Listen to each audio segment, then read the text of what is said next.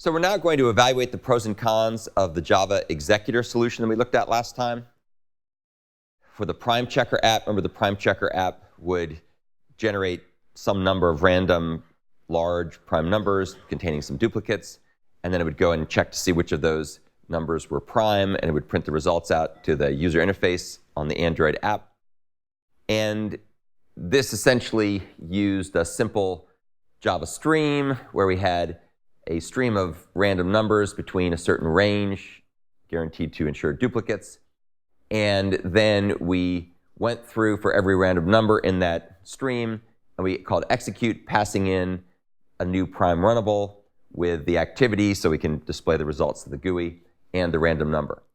And in this particular case, we used the fixed size thread pool, but one of the cool things about using the Executor framework is we could switch between a fixed size thread pool to a cached thread pool to a work stealing pool very easily without changing anything in this code. So that's really what the whole point of the Executor framework is. It's about decoupling the application logic, namely this kind of stuff, from how threads are created, how threads are managed, and so on.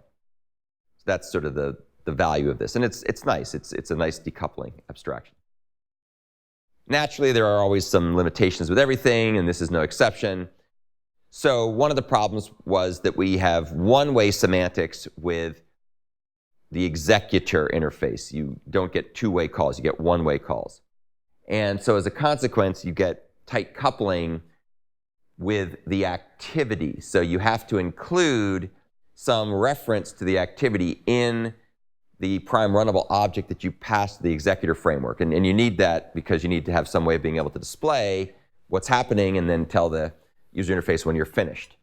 And this tight coupling complicates certain things. This is sort of an Android set of complexities, but the point is still valid for other platforms as well. In particular, on Android, when you have your phone in portrait mode and you rotate it to landscape mode or vice versa, the activity that's currently running is destroyed and a new one is created.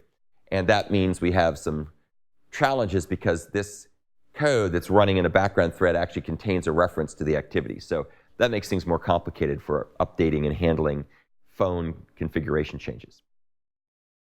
We'll talk about how to fix this problem when we talk about the Executor service, which provides for two-way calls, which works around this problem quite nicely.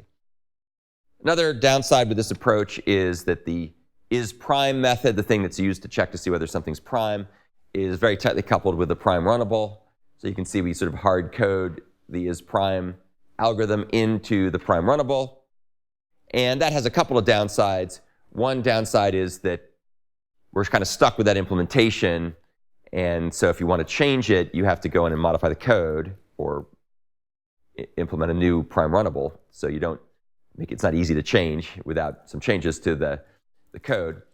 And another problem here is that we apply this check even if we've already previously determined whether or not that prime candidate is in fact prime.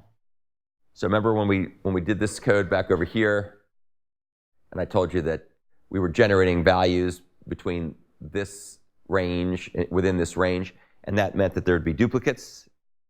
Well, if we've already gone to the trouble of computing whether something's prime, we might want to reuse that result rather than have to recompute it again from scratch.